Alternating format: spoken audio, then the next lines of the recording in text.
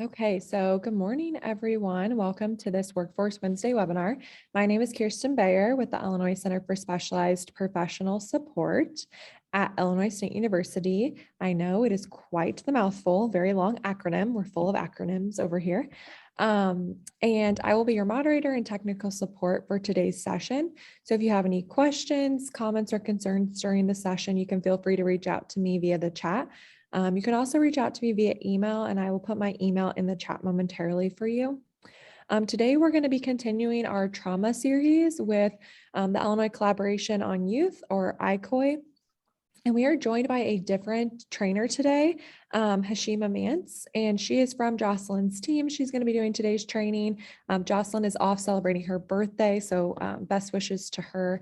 And we are also going to be joined by Gabriella again. She's going to join us a little bit later, though.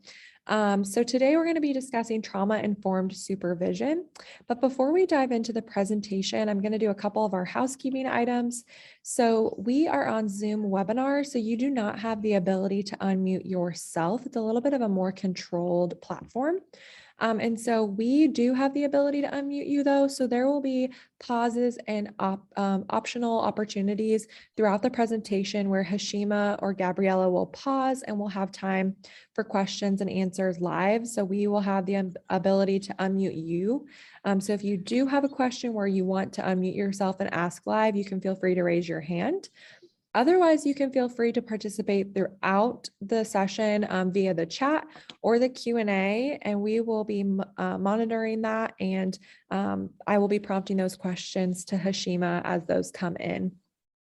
And we are going to start off with our beginning polls. I'm going to put those up there while I'm continuing the housekeeping items. So the first poll that we want to know this morning is just where's your local area? So where are you joining us from this morning? I'm joining you from Central Illinois. Hashima is joining us from up north with her team. So just where are you joining us from this morning? A couple of other housekeeping items that I wanted to mention is that this session is being recorded and we will have the presentation materials up on our website. Typically, it takes us about 48 to 72 hours to get those resources up there for you. So just allow us some time for video editing and to put those on the website. And we will get those up there for you all to have access to. You will also be receiving a follow-up survey and a follow-up email tomorrow. And you can actually click the link in the follow-up email tomorrow and it will take you to the website with all of the recording and presentation materials as well. If you have about 5 minutes of your workday to provide us that survey feedback, we would greatly appreciate it. You can provide us feedback on this session, the whole trauma series, or any upcoming Workforce Wednesday webinars that you would like to see, where we always welcome new ideas to our committee.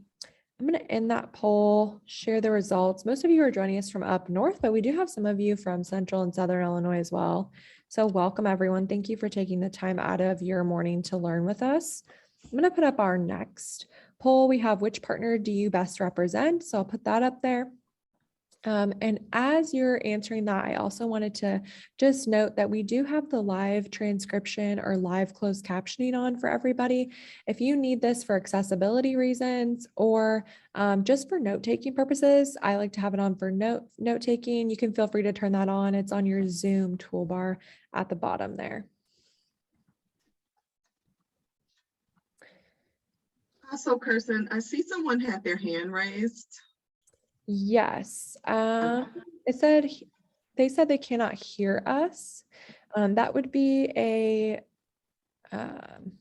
with your microphone, Jayton. I apologize if I'm butchering your name. Yep, never mind. You can hear us now. It probably just took a second for your audio to connect to us. Sometimes it's the internet connection, the bandwidth. Okay, so I'm going to end that poll, share the results. Most of you are joining us from Title I or other WEO partners and stakeholders. So we welcome all of you this morning. Thank you so much for joining us, taking your time out of your morning to learn with us. And I'm going to hand it off to Hashima Mance, and she's going to start the presentation. So here we go. All right. Thank you, Kirsten. Thank you so much. And welcome everyone, welcome. And I'm so excited to share this morning with you and share information in regards to trauma-informed supervision. So as Kirsten mentioned, I am Hashima Mance and I work for Illinois Collaborations on Youth, known as ICOY. And in a nutshell, what we do is support organizations through building trauma capacity as it relates to working with staff, working with the clients or participants that you serve, and also creating environments that feel warm and welcoming for those that interact with your organization, facility, or agency. So here is our mighty trauma team at ICOY.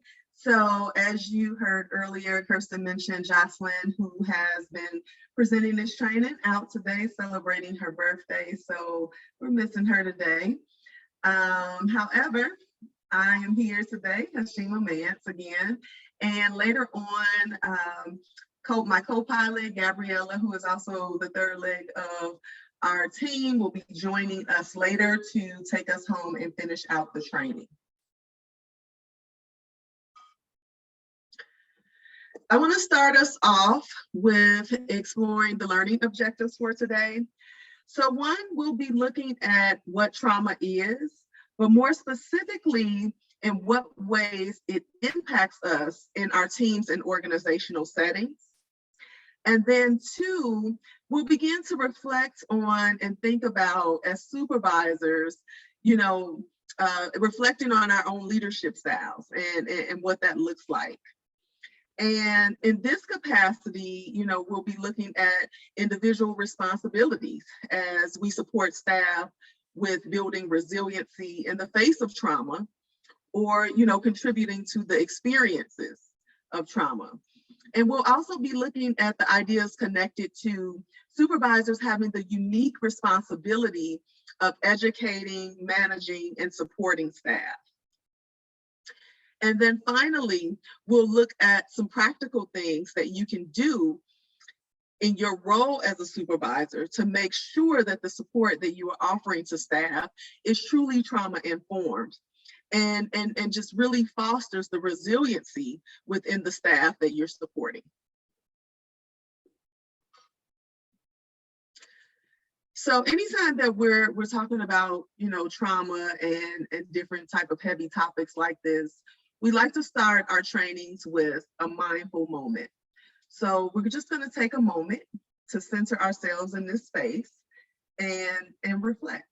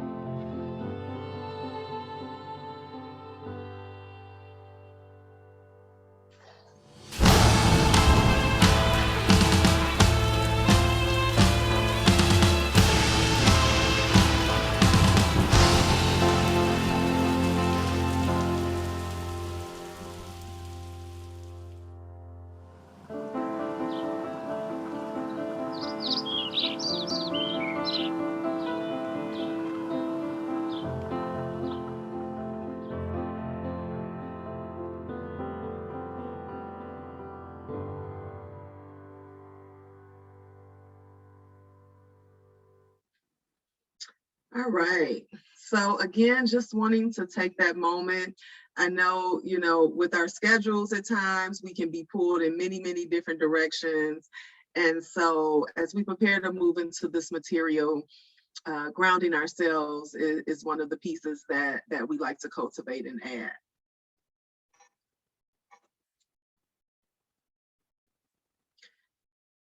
And as always within our trainings, we like to do a self-care check-in. And so we really want to encourage you throughout our time together today to do what you need to do to take care of yourself. Engage your senses. If you need to stand up, stretch, step away, turn your camera off for a second, do what you need to do to take care of yourself in our time together. Equally, when we're talking about trauma and we're talking about supervision, I want everyone to just hold in their mind's eye someone that they can debrief with once our training time is over, someone who is supportive for you in that way that you're able to process with. Supporting others and dealing with trauma neither are an easy task all the time. So really having that person, your go-to person is really key. Equally, throughout this training, if you have any questions or comments, you can raise your hand for us to unmute you, and you can also type us out in the chat.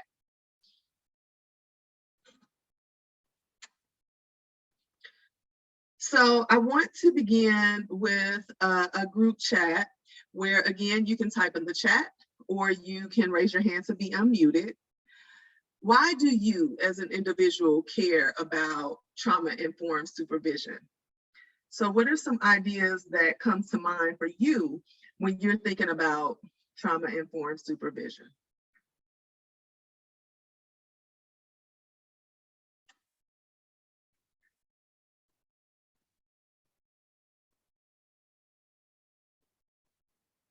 And again, you can type any ideas you have in the chat. Okay, so I have here, you cannot fix a problem until you find and identify the problem, for sure.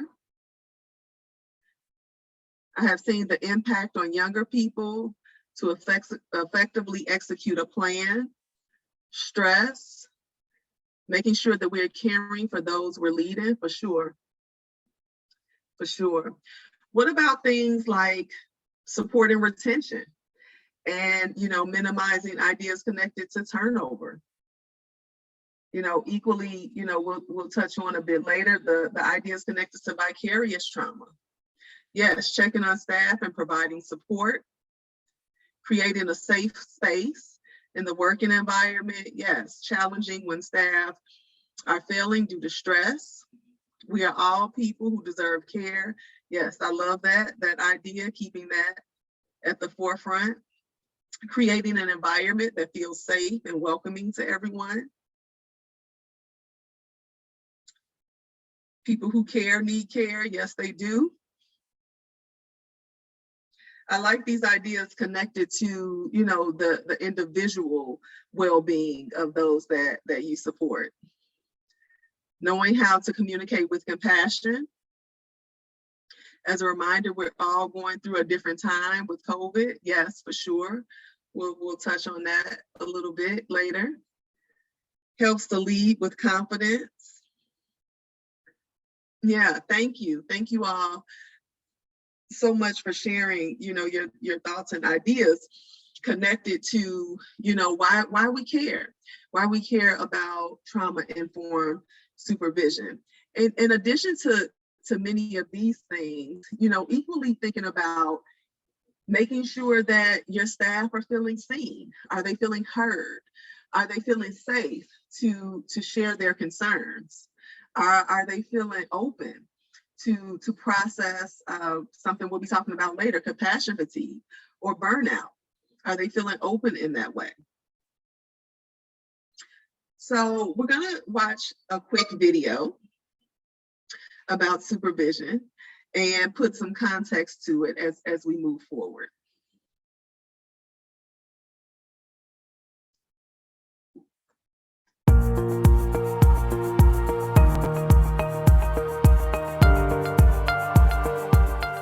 It's not a place where I'm being checked up on, but it is a place where I can check things out. For me, the purpose of supervision is to invest in staff, to develop them. It should be driven by the individual. Supervision's got to be about hearing your staff. To show them that they're valued, and a real space for me on a one-to-one level to say thank you and show my appreciation for all that they're doing. Talking about my health and well-being, reflecting on cases, having space to prioritise. If there are complicated issues within the interventions they're providing, then the supervisor can guide someone. It can be fun, it can be nurturing. A really important way of learning and reflecting. If you seem to have a problem with something, it's exploring the reasons around it and trying to help you to adapt to it. It gives you reassurance that there's a support network behind the person that's there in front of you. Supervision is really important for helping people to share best practice and to pool ideas. All of that directly translates to good patient care, good patient outcomes. There are three main types of supervision. We might need all three types of supervision. We might just need one of those types of supervision, depending on what type of work we do, what occupation we're in. Clinical supervision, to me, is really the cornerstone of clinical, safe, effective care. It's where we have the opportunity as a clinician to reflect on our work and plan the next steps in our clinical practice. If we're in a clinical occupation, then we need a minimum of an hour of clinical supervision per 4 weeks. If you hold a clinical caseload, it gives you a safe space to be able to reflect. We have an idea in caseload management that you talk about all of the people that you're seeing. So rather than just come into supervision and only focus on one person or 3 people, you talk about the whole breadth of the people that you're offering interventions to. So everybody that we're working with needs to be talked about on a regular basis to ensure that there's a regular opportunity.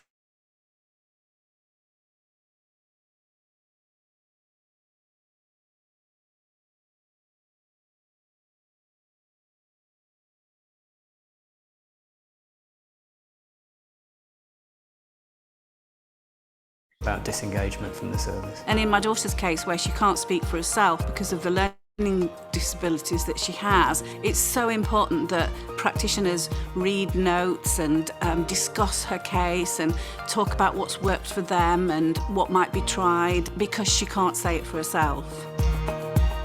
Professional supervision is where we meet, if required, with a senior member of our own professional group to ensure that we're able to meet the professional standards required for our specific area of practice. Professional supervision is required on a frequency that's as set by the head of our particular professional group. Management supervision for me is looking at, I guess, the more practical things like making sure annual leave's booked in, reviewing any sickness. Basically the one that everyone has, ensuring you're up to date with trust developments and policies. If we're in a non-clinical occupation, then we need to have a minimum of 1 hour of management supervision every 6 weeks.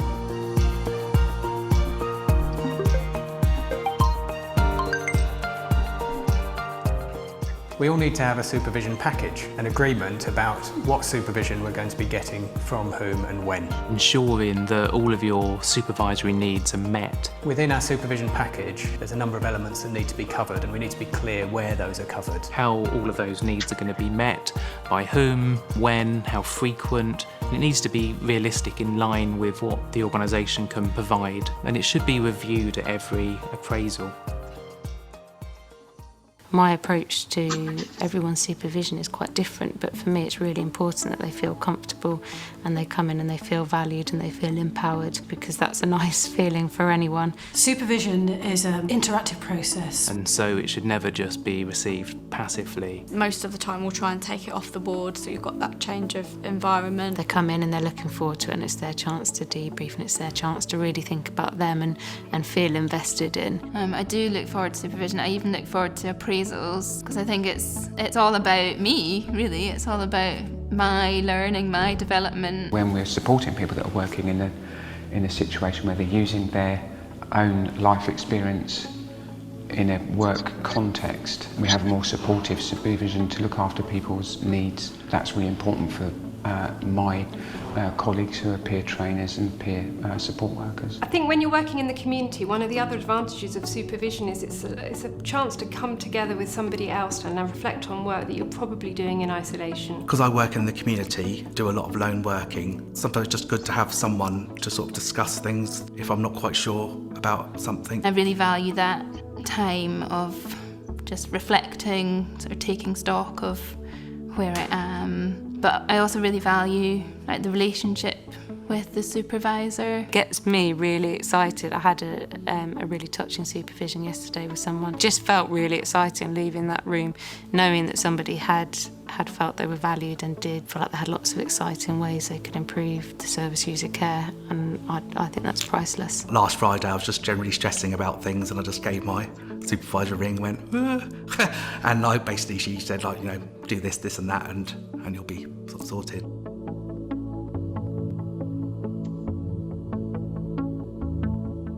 I think it's about saying, I'm going to protect this time on the planner, so you're blocked out, I'm blocked out, I'm protecting this time because it's really important to me. This isn't something I'm just going to move on because something more important's come up. Actually, this is my priority, you're my priority, I want to invest in you. Review it weekly, see where you're at, see if it's filling out okay, and we've really encouraged a kind of leader model. So if staff haven't had it booked in, then we'll get them to come and make sure they have booked it in, and there's that kind of equal responsibility for it rather than it just be the supervisor chasing someone around to come and get their supervision done. I think it's really important to have an open and positive relationship with your supervisor where you feel respected and you feel you can share and that you can learn. Measuring how the supervision is going is one way of opening up that discussion and helping to build that relationship. We'll always ensure that at the start.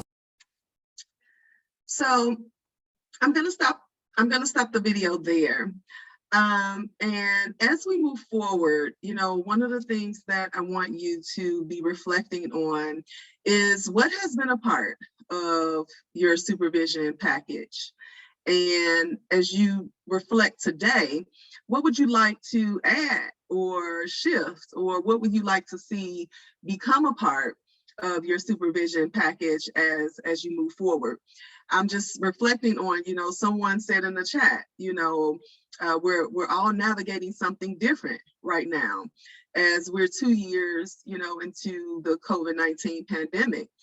And thinking about how has that shifted supervision for you? How has that shifted your supervision style? And how have you needed to make different accommodations or add to your repertoire of what you present versus, what you may not have needed prior to 2 years ago?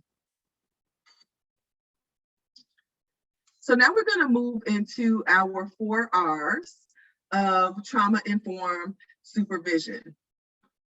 And so when we look at realize, we're thinking about at this moment, supervisors have a basic realization about trauma and how it can affect staff in programs. And then when we're looking at recognize, supervisors are able to recognize the signs and symptoms of trauma. And then response, supervisors respond to staff by practicing a trauma-informed care approach. And then lastly, resisting re-traumatization. So trauma-informed supervisors work to avoid re-traumatizing staff and participants.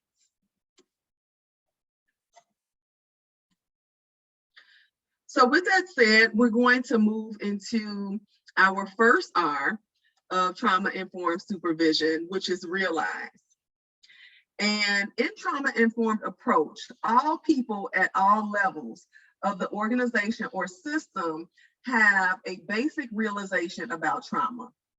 And on some level, understand how trauma can affect families, groups, organizations, agencies, and communities, as well as the individual. People's experience and behaviors are understood in the context of coping strategies designed to survive adverse or overwhelming circumstances, whether these occurred in the past, Examples like, dealing with prior child abuse, or whether they are currently manifesting, possibly clients living with domestic violence in the home or things like that. Or whether they are related to the emotional distress that result in hearing about the firsthand experience of another person. And this is specifically something that can take place within the helping profession.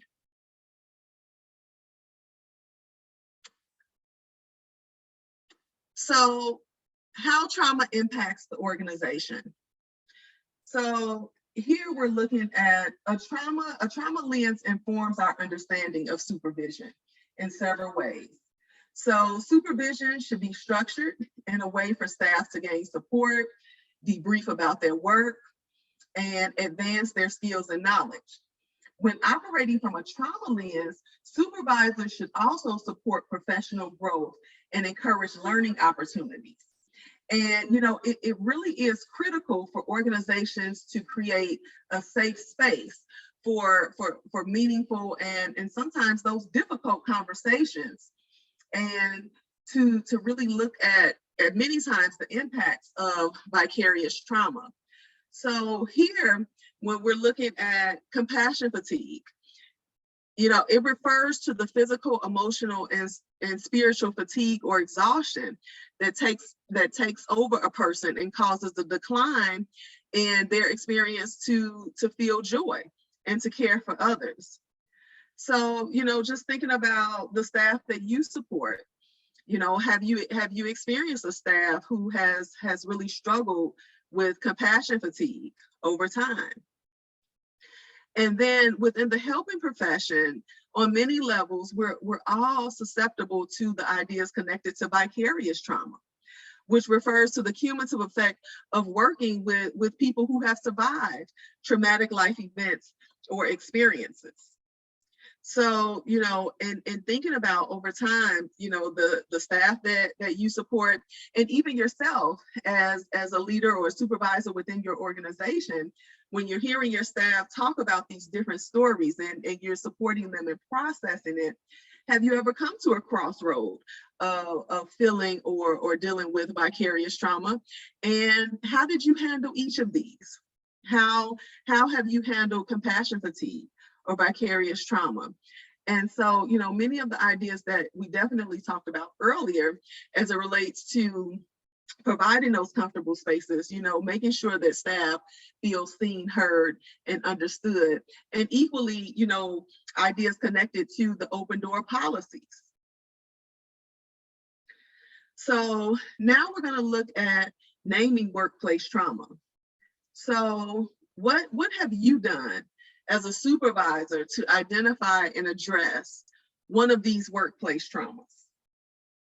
So when you're looking at this list here, and again, you can message in the chat, or you can, raise your hand to unmute yourself. We often talk about what trauma looks like in everyday life, but it's also important to look at how trauma can manifest in the workplace. So it's not always about people just walking through the door with their trauma, is what we're talking about here. We're talking about trauma that just creates within the workspace. So what have you done as a supervisor to identify and address one of these workplace traumas? So stressful events, organizational stressors, physical stressors, external threats.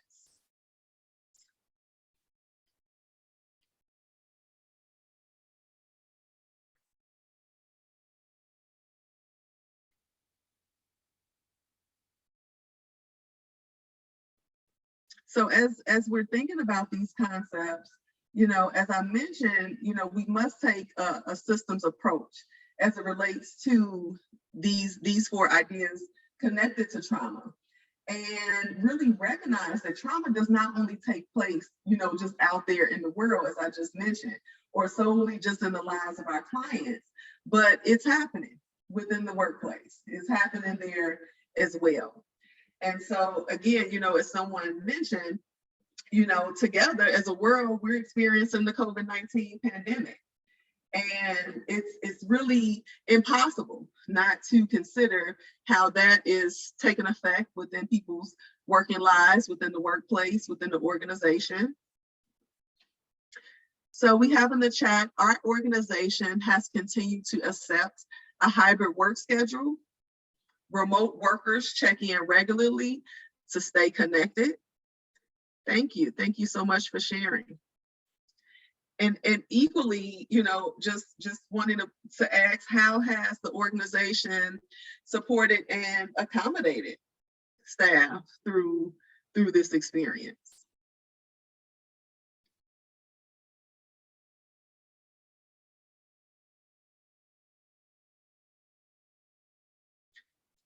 So in the chat, we have developed activities where individuals can de-stress.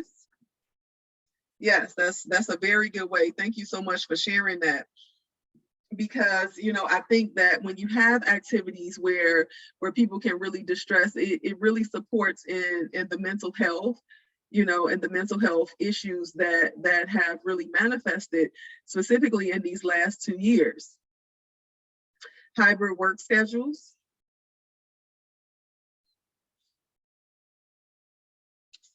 Offering opportunities to learn, such as this session, for sure.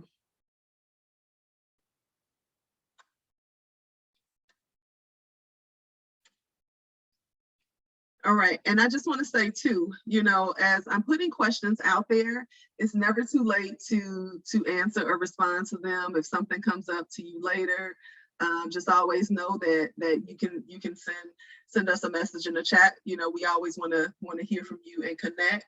So please continue to share even as I move on through the presentation.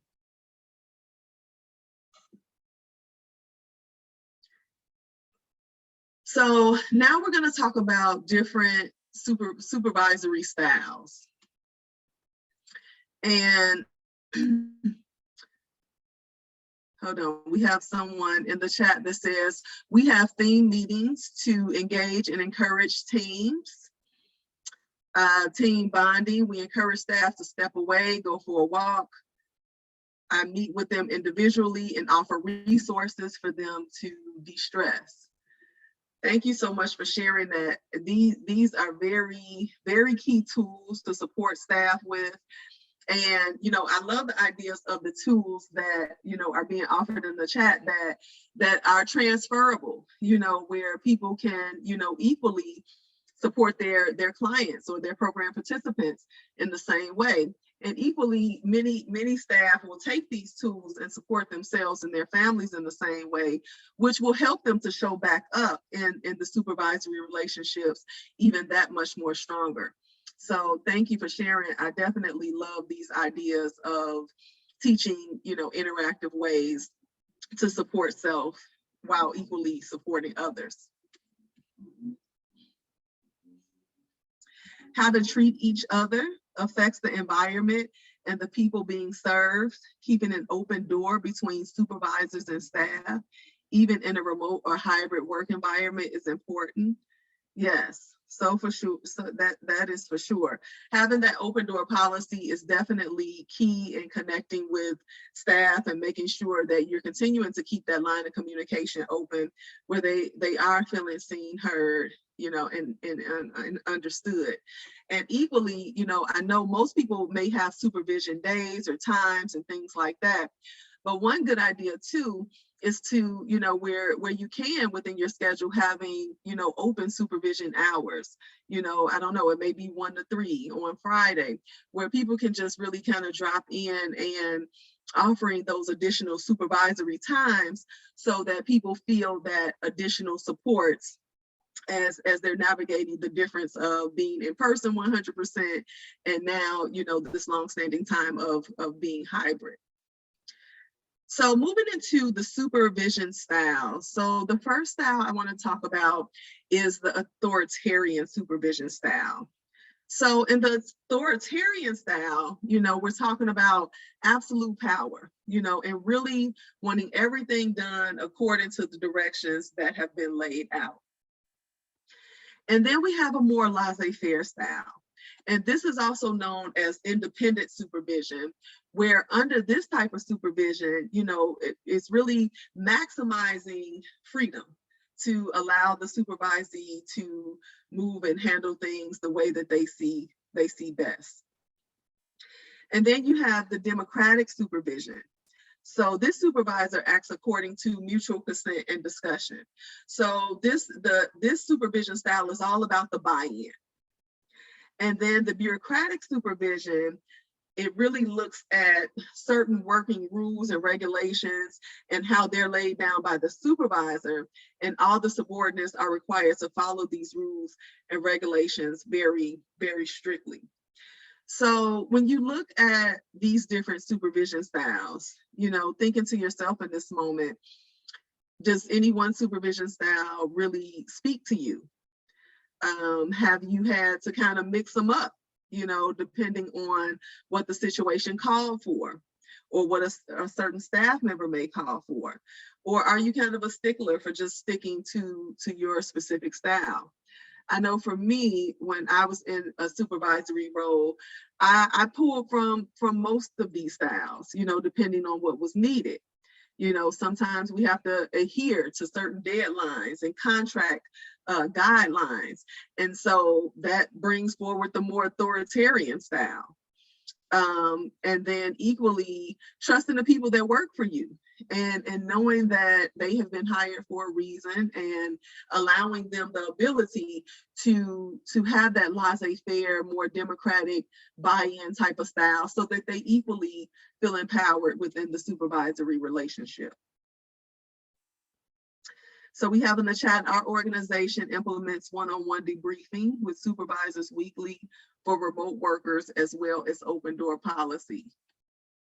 So yeah, so it sounds like, on some level, many people here are working within organizations that are really trying to find that balance between that one-on-one time, and equally in the hybrid setting, still trying to maintain the open door policy style as well. Now we're going to move to our second R, which is recognize. And the previous slides listed a lot of ways in which trauma can manifest in the workplace. Now we're going to move towards taking a look at the second R of recognize, and begin to explore how to recognize the signs and symptoms of the traumas that we've been talking about, and really dissecting how to pay attention to them in staff from a trauma-informed care lens.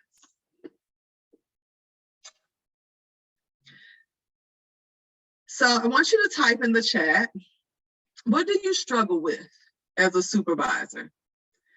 A lack of, is it A, tools or language? B, time to process and reflect? C, lack of consistent time to meet?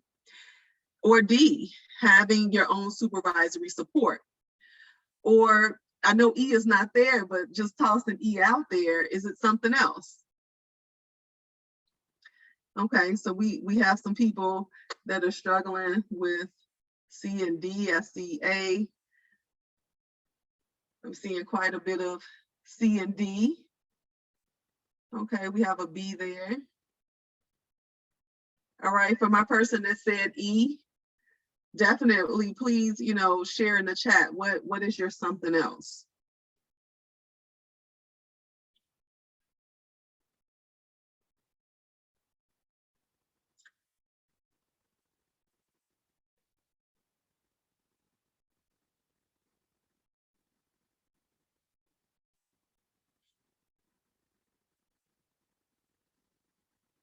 All right, so, in many respects, we have, many people across the board, that are saying, there are tools, that are needed, or specific language that is needed. And, sometimes, I'm seeing some people saying talking about the time to process and reflect. And then there were quite a few lack of consistency of times to meet. And then really having your own supervisory supports in D. And I saw some people put E, I would love to hear, any additions. If you are willing to share, please type us out in the chat.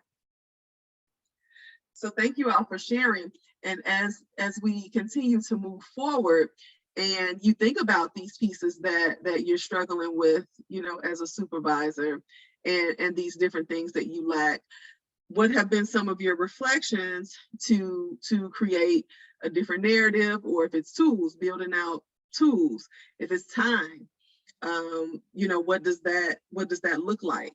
If it's, consistency with time, is there any ways that you can kind of reset and build some of these things out for yourself?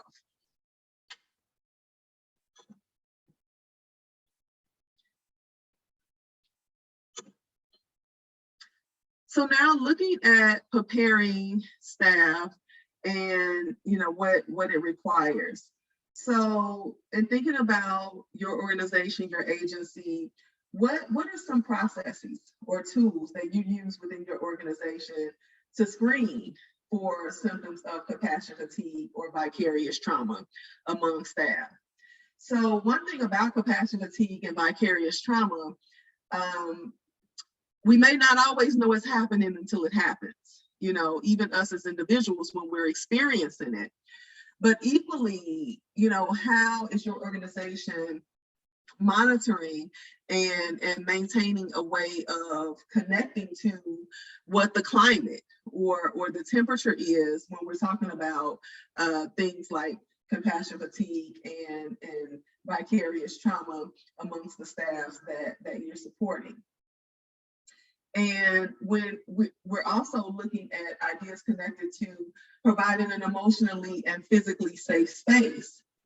And we'll go into that a little bit deeper later. But basically, this is just stating the importance of laying the foundation over time for staff to feel comfortable and coming to you, when they're struggling or when they're having trouble.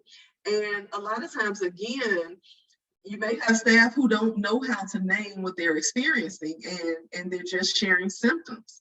So, in your supervisory relationship, do you know how to recognize the symptoms that you're hearing and how to support staff through that process? And this is where the trust is built. So what does it look like to build a culture where staff feel safe enough to be vulnerable? And how are you responding appropriately to staff disclosures? And just touching back, a few slides ago when we were talking about, again, the ideas of us connected to us navigating the COVID-19 pandemic. And we're all trying to make sense of it.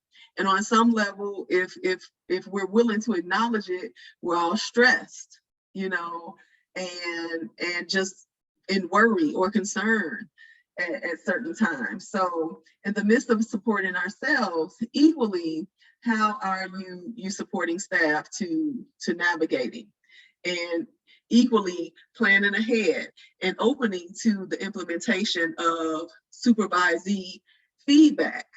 So one of the concepts that I think about here as a supervisor, one of the things that I would do is a style called managing up.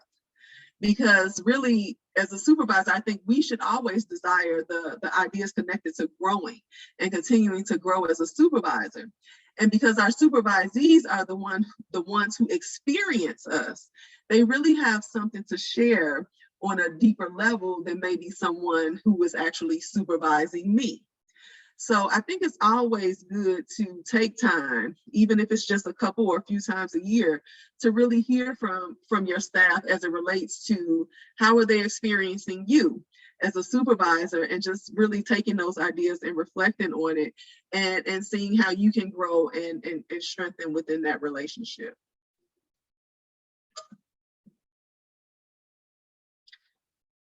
Resilience is part of recognizing trauma. So this I love this slide. It's so cool with so many different adjectives. Shout out to my coworker Gabby for pulling this slide together. And it's really representative of the many different pieces and concepts of resiliency. And so resiliency is the inner capacity that when nurtured, facilitated, and supported by others, empowers staff or the youth that you're working with or the families that you're working with to successfully meet life's challenges with a sense of determination, with a sense of hope, with a sense of mastery, and equally with a sense of well-being.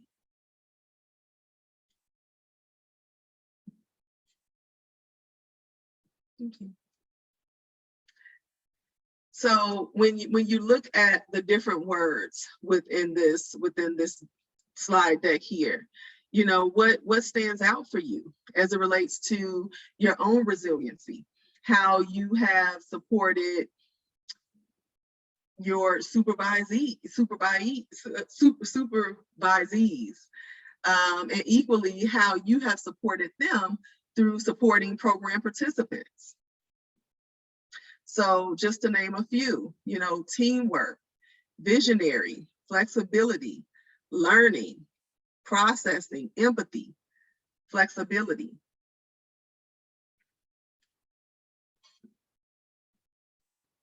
And I would just say, you know, before we move on, this is actually a cool activity to do, you know, if you're still hybrid, which it seems like many people are. This is a cool activity to do in a staff meeting with your direct reports. You can do like a Google Doc and you, as a team, adding the pieces of resiliency that you desire to support as a team collectively, to support each other, to support the clients and families that you work with. So it's a really cool activity to get people's mind moving in a reflective way.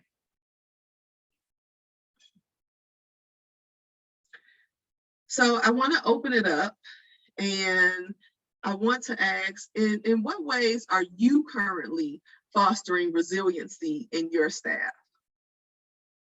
In what ways have you fostered resiliency with your staff? And again, you can type in the chat or you can unmute yourself.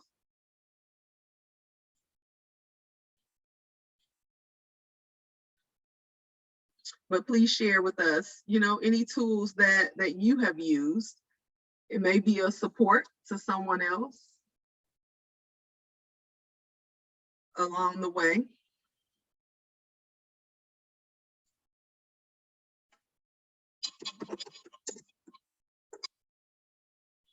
Validate their feelings and experiences, for sure. And I would just add to that, you know, really validating feelings and experiences from an authentic place. Many times in supervisory relationships, specifically if the supervisor is in a level of compassion fatigue or feeling some energies of vicarious trauma, we can get on autopilot and it can just become a thing of insert this question here. And people can feel that. People can feel the authenticity connected to what you're asking. So thank you. Anything else? Oh, go ahead, Gabby.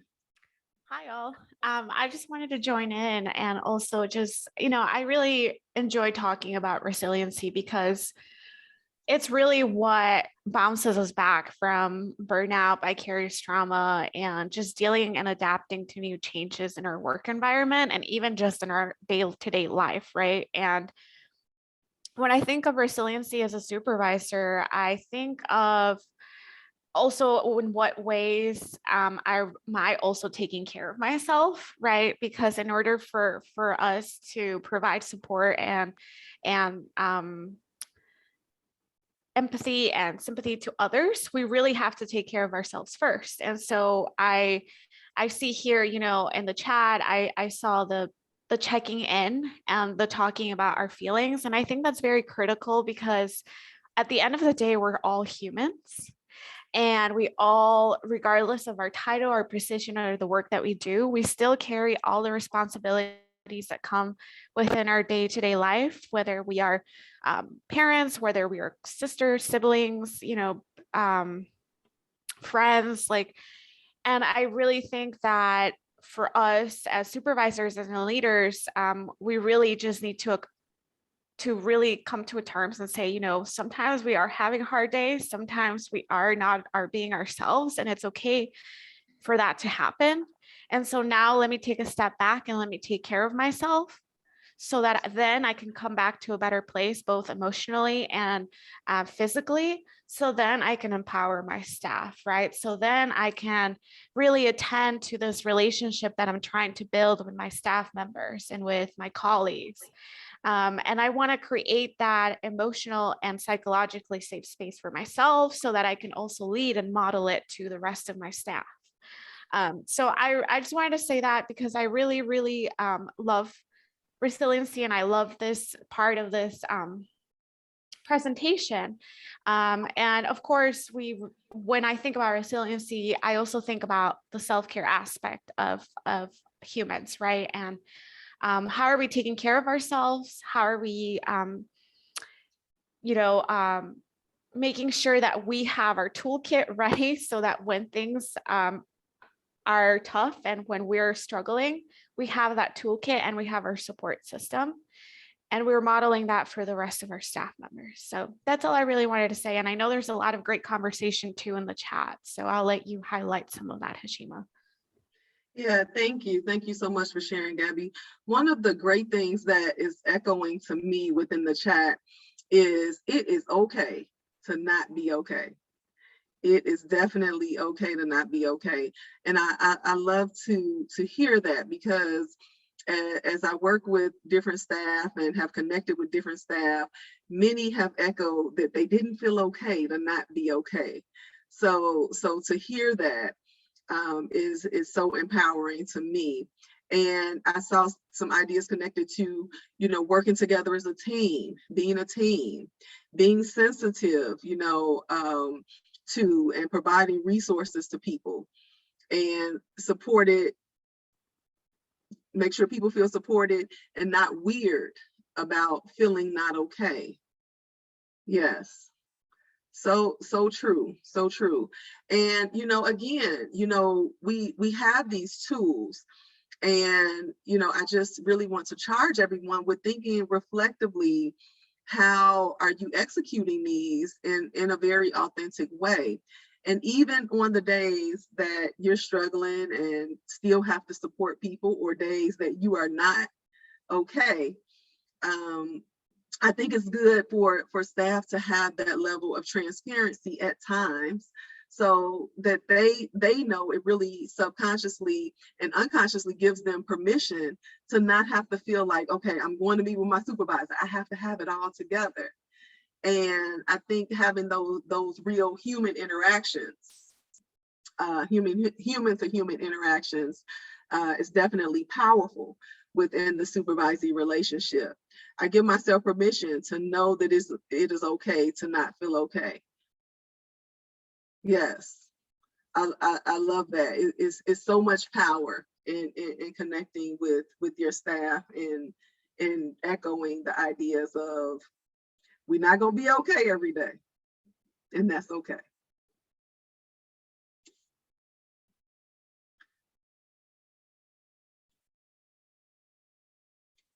You shouldn't feel that way because they may not always have it together themselves.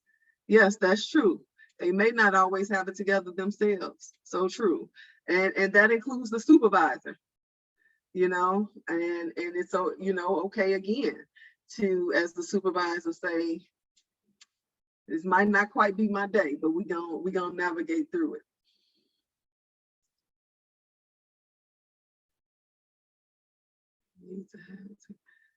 Yes, we are. We are definitely all human.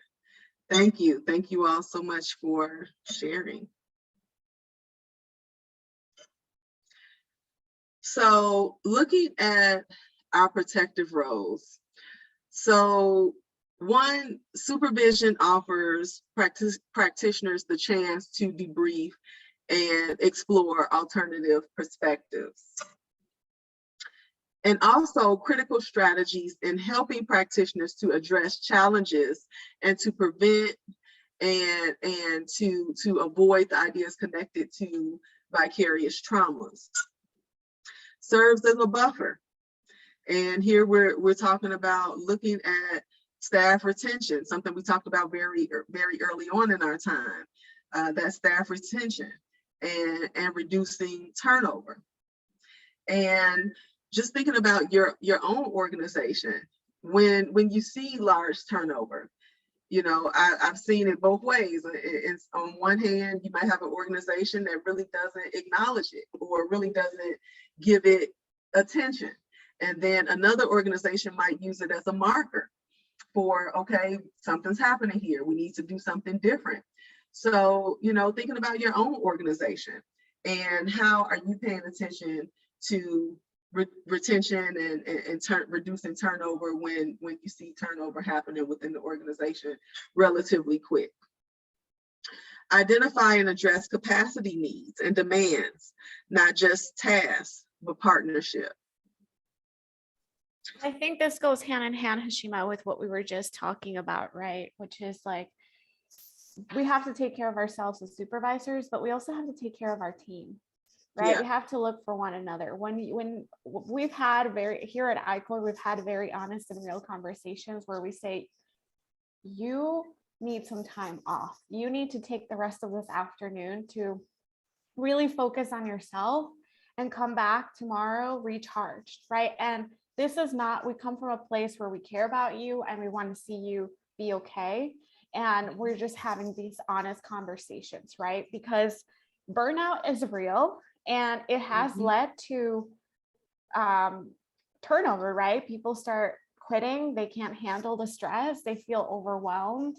And if their supervisors and their colleagues and their team are not there to support them, guess what's going to happen? They're going to walk out. They're going to say, this is not the place for me, right? I don't feel supported and I don't feel taken care of. And I think this is something that we really have to think about as supervisors is, okay, you know, I have my team and we're together, we're going to take care of one another, right? And it's this idea of what do we need and where do we need to put our priorities in, but also at the same time, let's take care of one another and let's work together to accomplish what we need to accomplish. Yeah, no, for sure.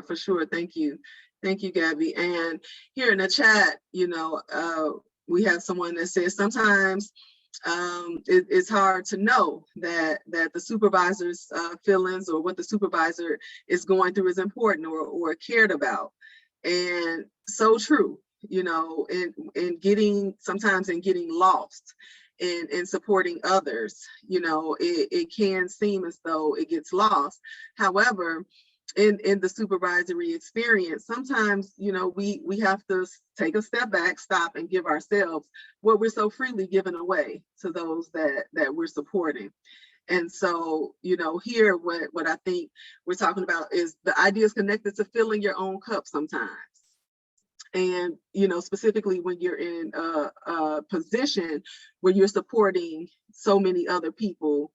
Yes, for sure. Thank you for sharing that. You know, the supervisors can be overlooked.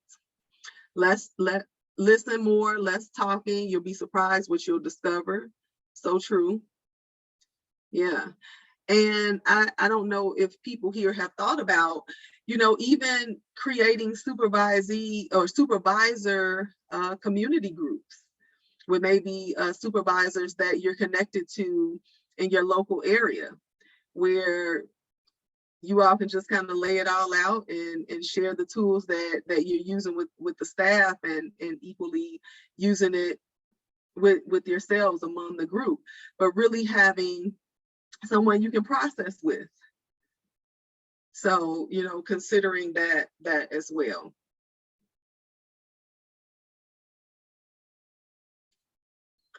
Yeah, supervisory support groups.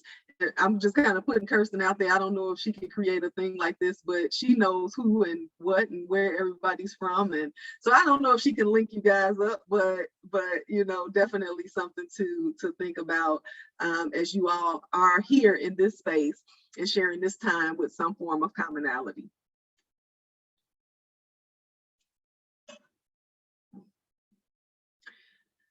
So now we're going to move into our third R, which is respond. So Kirsten said it's definitely something out teams can discuss putting out there. Okay. Cool. All right.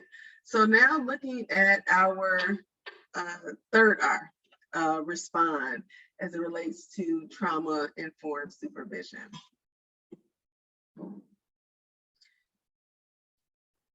So as we move into responding, I want everyone to think back to a supervisor that you had, past or currently, and think of maybe just the not so good experience that you may have had and can recall.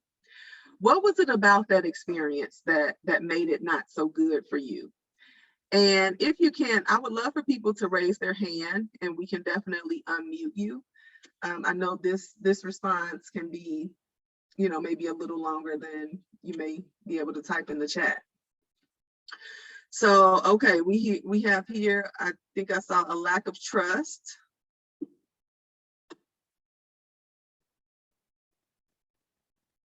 Okay.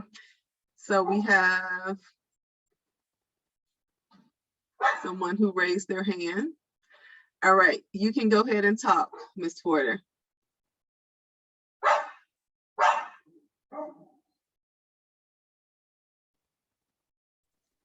Give her 1 second. She's getting connected here.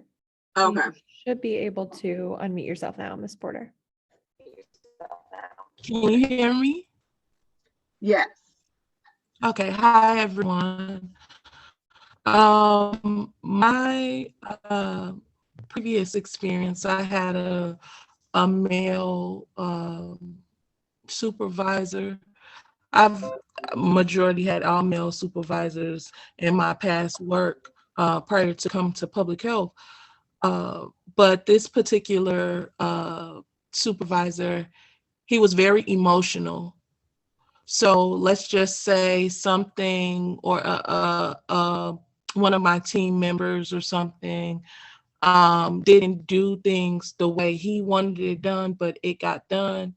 He would go around the office, talking to anybody that would listen about this person. And, he was just a very negative, like if anything happened outside of what he wanted to happen, and that person got recognized for it and he didn't, he would, single them out and make them like the outcast of the office. Okay. Okay. Thank you. Thank you so much for sharing that experience. Equally, we have in the chat, he didn't want to listen to any ideas of how to do something differently. It was his way or no way. Okay, so I'm just seeing quite a few examples connected to some levels of that authoritarian type of style. Not looking at my needs and just stating the company line. Okay. So, in thinking about these experiences, and thank you again for everyone who has shared, but thinking about these experiences, and then, equally thinking about others who didn't share, thinking about your experiences. How was your experience connected to not feeling seen, heard, and understood? And so as you move forward in your supervisory relationships, really paying attention to and being intentional about cultivating a different experience in that way. So we're all calling to our memory or attention in this moment when we didn't feel that. We didn't feel that. And so I really want people to reflect on in this moment, what did that feel like for you? What did that create inside of you? Feeling disrespected because I was younger than my supervisor or manager. Yeah, so again, ideas connected to minimizing and not hearing, listening, and seeing.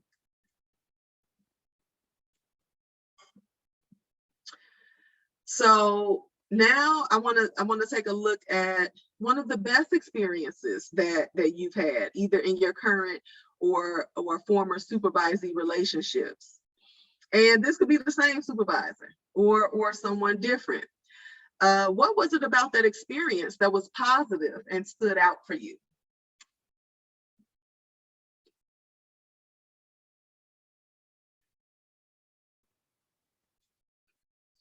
So just taking a shift a little bit to the more empowering experiences.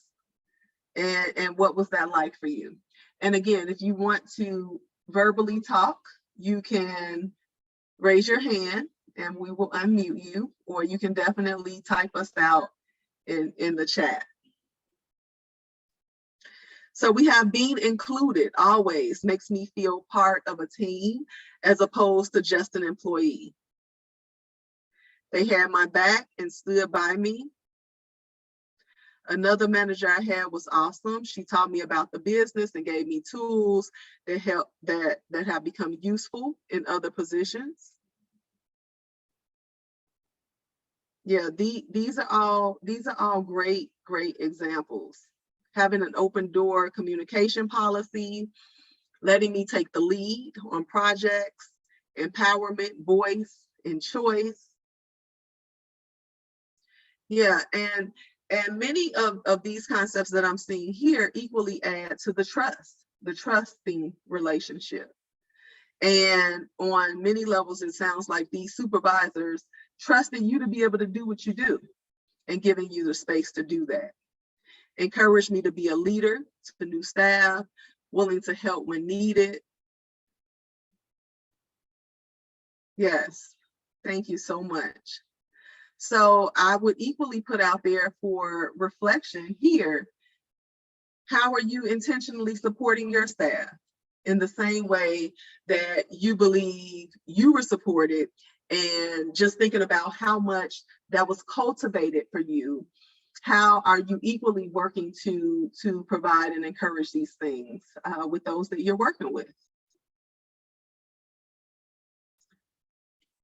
I asked for their input, open communication, and encouraging our team to reach out whenever we have a problem or need advice.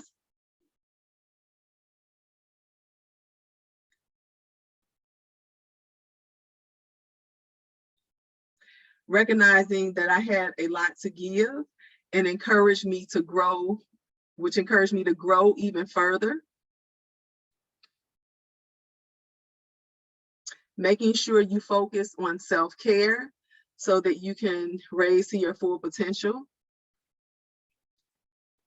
Yes, these are all great ideas. Thank you so much for sharing these.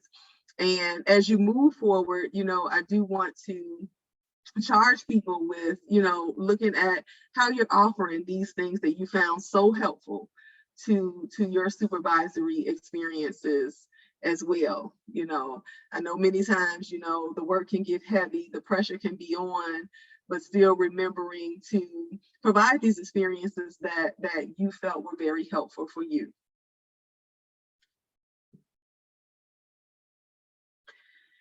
And so now we're going to look at turning daily communication habits into constructive ones. So this example is showing how we can turn daily communication habits into constructive habits. And really, looking at what happens not only in the workplace, but in daily life as well. And really looking at the ideas connecting to building a higher wall, when you're looking at the less constructive things, how it builds a higher wall between you and the staff that you're supporting. And, when we're thinking about things like blame, complaining, criticism, micromanaging, these are all behaviors that can, on many levels, can make a staff feel suffocated. And, we talked about earlier compassion fatigue and even vicarious trauma. And I bring that up because many times behaviors that are less constructive in staff can be connected to them really just being burned out, or really being stressed.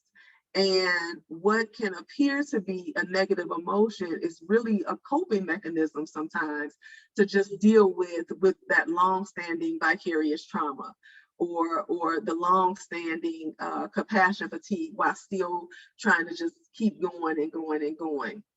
So really, I want to encourage everyone here to look at, your staff members with your trauma glasses on, and thinking like, okay, if you're seeing so-and-so, for example, being lazy, is that person really being lazy? So seeing them as lazy is like your trauma glasses off. Or are they just really, their cup is empty, because they have just been so burned out for so long and nobody noticed. And again, as supervisors, it's okay to say you might not catch everything. You might not notice everything depending on, what is happening, but just paying attention to some of the non-constructive behaviors that can manifest, when a staff member, has gone long-standing and not dealing with some of the effects of their work. So here, just to mention a couple of examples of constructive communication habits and building a culture of collective care. So being aware of sensitive issues or subjects that may need a trigger warning, and paying attention to that. Being aware of any major issues happening in the personal lives of your staff that may require their attention or may impact their lives or work. Respect when staff tell you that they need to be offline, and maybe coming together to figure out, what it is that they need in that specific moment. Learning to say no and empower others to flag unreasonable expectations and timelines. Gab, you can unmute yourself. You want to add something to this chat? Yeah, I mean, I was just saying, part of what collective care too is sometimes people are not in the correct headspace to hear like traumatic events, or to hear, even sometimes colleagues, like as colleagues, we're not in the right headspace to be hearing about somebody else's problems. And I just want to say that's a very real thing, right? And when we think about collective care, we really have to check in with people before we share something like that, right? We really have to say, hey, Hashima, I know you've had a very difficult week, but are you can I just check in with you? Can I share some news with you? And maybe Hashima will say most of the time, yes. Or maybe she'll say, can we schedule a time to meet in a little bit? Because we can't assume that everybody is in the right headspace to support us and to help us, right? This is what collective care means. We all have to kind of be aware of other people's personal lives and issues that are happening, right? And society already as a whole has a lot happening. So communication here, I think, is key, right? And something that I also want to point out too is that as we listen to others, we have to listen to understand, and sometimes even just to support. We're not expected, and I think sometimes we feel this way, but we're not expected to provide solutions to everyone, and we're not expected to always have an answer, right? When somebody wants to share something with us because it was difficult or because they're going through something, maybe sometimes they just really want someone to listen to them, right? And it's okay to say, I don't really know what to say, but thank you for sharing. And if you ever need anybody to listen to you, or just someone to share stuff with, I'm here for you, and I'm here just to listen, right? And it's okay to not have those solutions. So I just wanted to kind of throw that out there. Yeah, thank you. Thank you so much, Gabby, for sharing.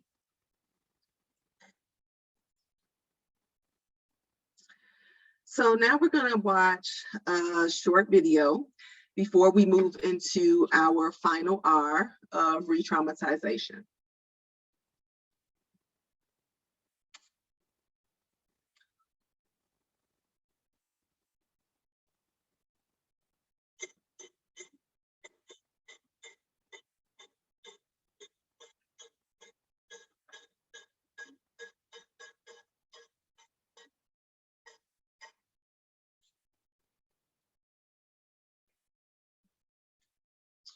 Okay. Hold on, I don't know what's happening with our video. We might have to bypass the video. You'll have it in your deck because when I'm clicking on it, for some reason it's closing us out. So for the sake of us moving forward, we won't click it again, but again, it will be in the deck that you received from Kirsten. All right, so I am handing things over to my coworker, Gabriella, and she will take us home. Thank you, Hashima. So, excuse me. So we have the last 15-ish minutes together, and we're really just going to focus on this last R, which is very, very critical in the work, especially when we work with community members and just people out there who have experienced some kind of traumatic event throughout their lifetime, right? It can either be right now that they're going through it, or it can be sometime in the past. And as we're part of our organizations and our work, sometimes we unintentionally and inadvertently create a stressful or toxic environments for individuals and staff members. And that interferes with the recovery of their well-being and the recovery of any traumatic event that they have experienced or circumstance and event that they've experienced in the past, right? So as staff members, and why we deliver this training in supervision is because we need to be in a trauma-informed environment. We're not going to fix anybody, and that's not what we're trying to do, but we're going to be recognizing how our practices and our models and how even us as individuals may sometimes trigger painful memories that can re-traumatize individuals that we work with, or even family members, friends, and our own colleagues, or even ourselves, right? We've all carried some kind of event, or maybe we've even heard somebody going through a very tough time. And so in order to avoid re-traumatizing somebody as much as possible, we've kind of walked through all the 3 R's. And when we think about the 6 principles of trauma-informed care, this really brings us home. This really is the time to say, all right, how are we going to realize, respond, and how are we going to realize, recognize, and respond as supervisors, and making sure that ourselves and our teams are in a good headspace and we're in a good place mentally and physically, so that we're not triggering one another, so that we're not burning out, so that we're not experiencing symptoms of vicarious trauma and compassion fatigue. And sometimes we will, and that's okay because it's inevitable, right? But how can we take care of each other, and how can we take care of ourselves? And I think that is something that we've all kind of been talking about, right? But are we creating a sense of safety, right? Do our team members feel safe and feel comfortable enough sharing hard information or news? Do they feel welcome in the space during supervision? Do they feel like they have a voice and choice and autonomy over certain things, or are we micromanaging? Is there that trust and transparency? Something we talked about earlier, right? But are you being honest with your staff members? Are you saying, you know, honestly, today I'm having a very difficult time and I'm glad we got to check in, but maybe I'm not in the best headspace today. Are you empowering? Something that I love to talk about is, how are you empowering your staff members? And I've heard it all, you know, but even writing a thank you note or sending them a thank you email, it goes a long way. Stopping by somebody's office or just giving them a phone call or a text message and saying, you know, Hashima, I really appreciated the way you showed up for me this week. I really appreciate all your messages and all your support. I really appreciate all the hard work that you've put into. I know it has been a difficult week, but even just acknowledging all the work and all the effort that staff members are putting goes a really long way. And sometimes, you know, you can even go the extra mile and say, you know, I brought you a coffee because I know you really enjoy coffee. And I know it's a small gesture, but things like that go a really long way. And when we talk about, you know, voice and choice and even collaboration, asking your staff members, what is something that you would like to focus on today in supervision? Whether that's something in your personal life, something that you're looking forward to, something that you're struggling with this week, or something that was difficult for you to deal with, because that is how we're starting to build this foundation and these relationships where you as the supervisor and your supervisee have this trust, have this bond, have this relationship where you can come to one another with good news and with bad news, right? Because it's not always pretty, but also it doesn't always have to be about work. And that's something that I feel like we often fall into that trap, right? Like supervision just has to focus on the work and the job responsibilities and what got done and what didn't and what's coming next. But then we're missing that very critical part of how are you as a human and how are you as just like Hashima today, right? And I think that's the best way to always start supervision is just a check-in. How are you? What was difficult? What are you looking forward to? And then we can start focusing on the job responsibilities and the bulk of our work, right? But we've already checked in and we created that space where I feel comfortable enough sharing with you how I'm doing and why certain things maybe didn't get done, or maybe why I'm struggling with certain aspects of my responsibilities. Next slide, please. And I know we touched on this earlier, and I know a lot of you really alluded to this. Sometimes supervisors, feel like they have to carry the weight of their team and they always have to appear to have it all together and they always have to show up 100%. And maybe they don't get the support that they really need, right? And it's true, right? Because we are the leaders and we are the role models for our staff, for our organization, for the communities, and we carry a lot of responsibility. But one of the most important things that we point out here is wellness. In every single dimension of wellness, you have to be feeling safe in an emotional way, in a physical way, because otherwise you're not going to be okay in the meetings. You're not going to be okay at your workspace, right? You're going to start feeling those symptoms of burnout, of compassion fatigue, of I'm so stressed out and so overwhelmed. And what I'm really trying to say is we have to set boundaries. And I think somebody shared it in the chat earlier, right? But boundaries are a critical way to take care of yourselves and to protect your time. When you say I'm taking time off, it really means I am taking time off. I am not going to check my emails. I am not going to check my phone, because this is a time your body and your mind needs to really recharge, replenish, and take the time to do things that you like and that you love. Spend time with loved ones, spend time doing whatever it needs for you to be taking care of yourself.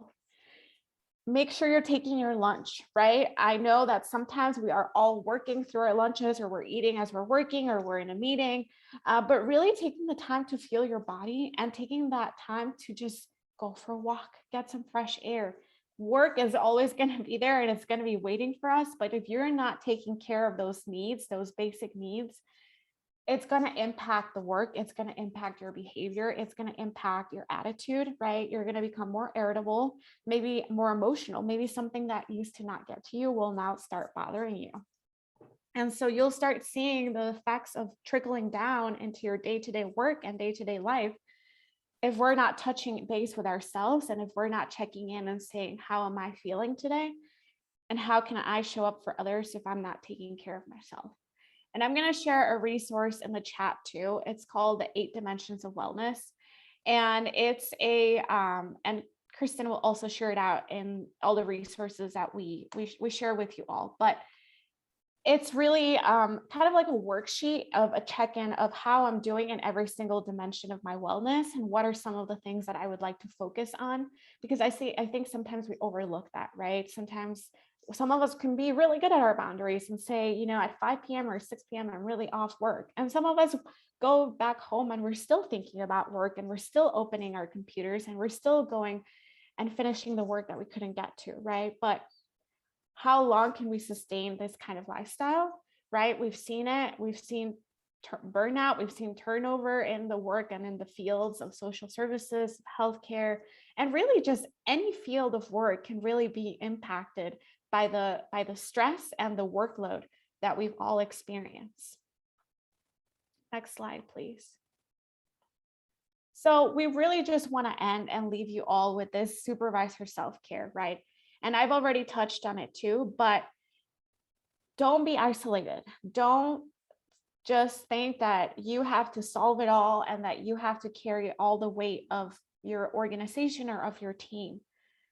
Talk to one another, have honest conversations, talk to leadership, propose new ideas, create a support group, whether that's in person or online. But really, I guarantee you that there's a lot of other people feeling the same way you do when things get rough, when things are tough, when there's stress going on and high stress. You're not the only one. And it's really, really important that we continue this communication with your staff members, with your leadership, with yourselves, with your family, of like, how am I feeling? And I'm going to make this known for you all. We don't always have to appear to have it all together, because the truth is we don't have it all together. And sometimes there's going to be lows and sometimes there's going to be highs, right? And again, just reiterating, supervision does not always have to be about work performance, right? We have to communicate our needs. We have to communicate how we're feeling. And we also have to talk about what's going well and what's not going well, and what are some areas of growth and strength. But also give yourself compassion.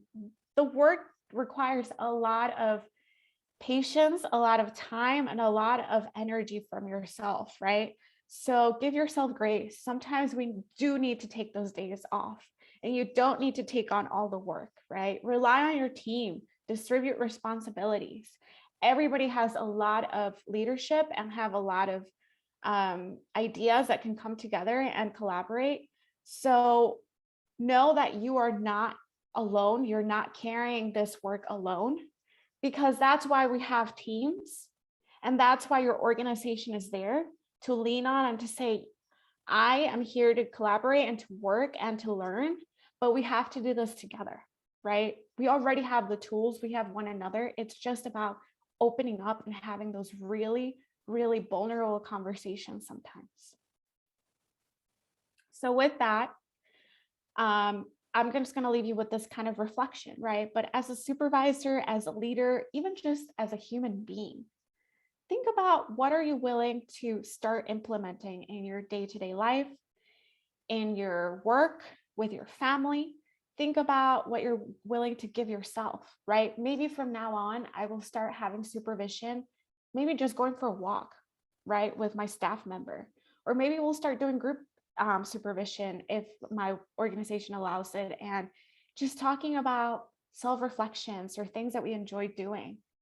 Or what are you willing to change? Maybe from now on, I will set some boundaries around my work, and I will set some boundaries and stick to them, and set realistic boundaries, right? We can't just say, oh, I'm gonna start running every day. And is that really as something that you can accomplish right away, right? Or do you have to build up to it?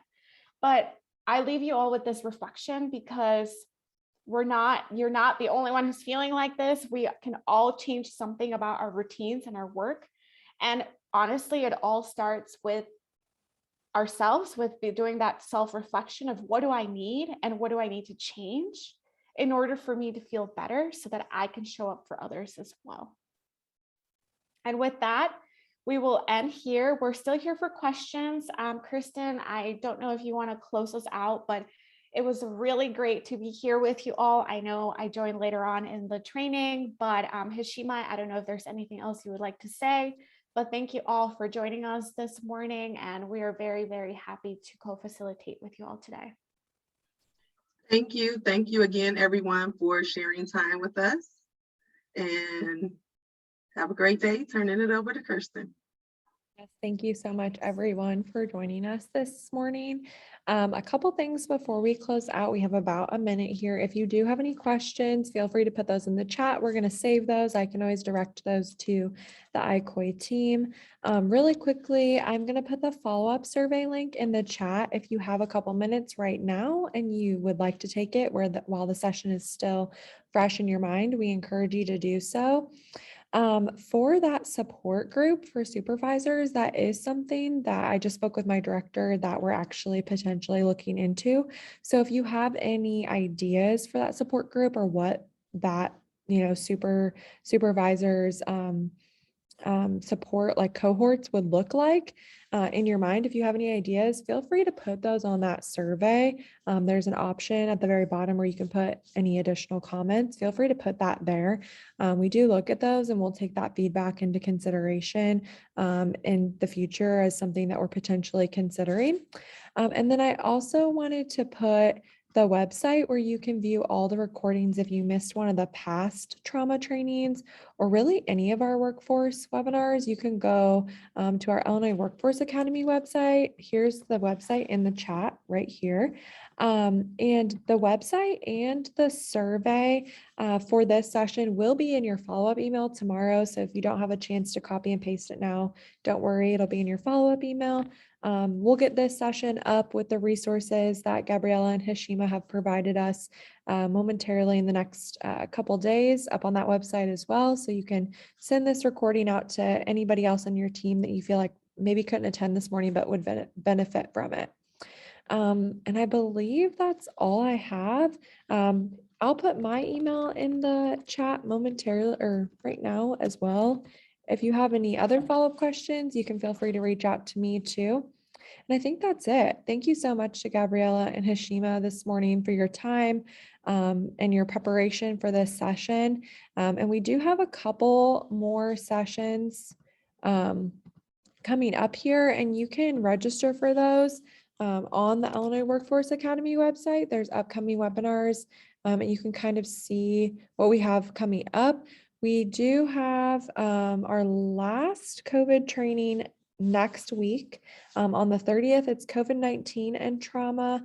Oh, and then we have one more on April 6th. So we have two more, COVID-19 and trauma, and then building trauma-informed remote work culture are the two Wednesdays coming up. So if you're interested in registering for one of those, you can do so on that website I put in the chat, or you can do so. We have our marketing emails that come out every Monday, and all the information to register for all of these sessions and all the recordings for the past sessions are in those marketing emails as well. We did have a question come in. If you would like to, you can feel free to log off if you have another meeting or somewhere else to be. We do appreciate your time this morning. But we did have a question come in, Gabriella and Hashima, if you just have a second to kind of answer it. It says, so what do you do if a worker says they don't feel comfortable to go to a certain place?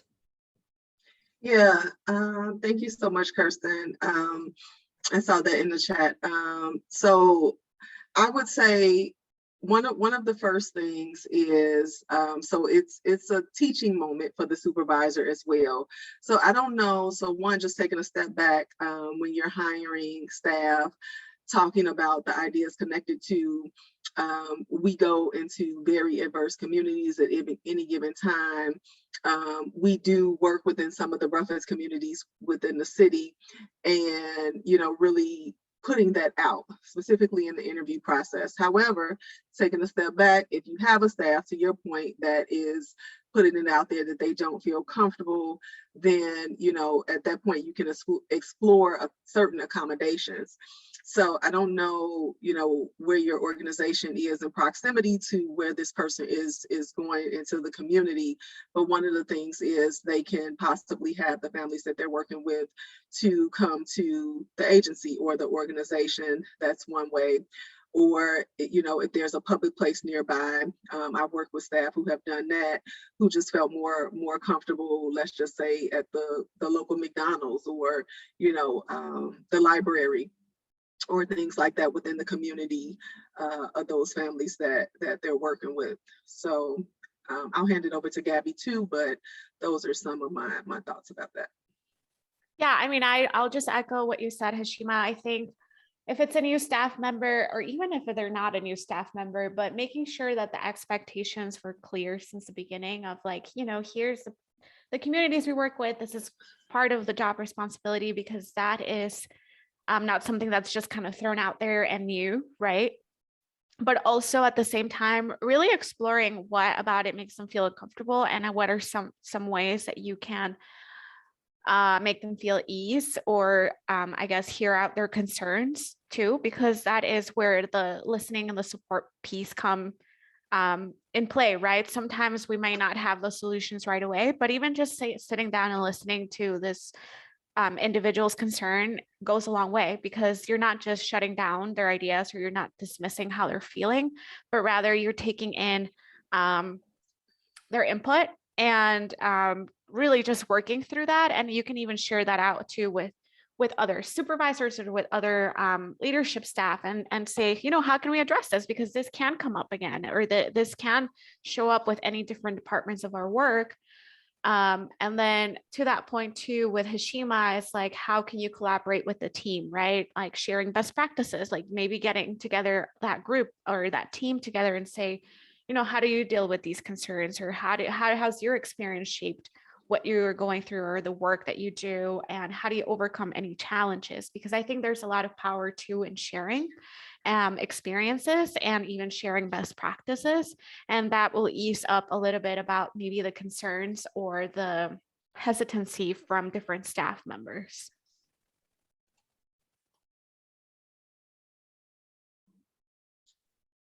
Awesome. Thank you so much. Thank you for staying on a couple minutes longer, everybody, to listen to that answer. And we thank you for joining us this morning. Check out those resources, register for the next 2 trauma trainings that we have the next 2 Wednesdays at 10 a.m. And everyone have a great rest of your Wednesday. Thank you, Kristen. Thank you, Kirsten. Have a good day.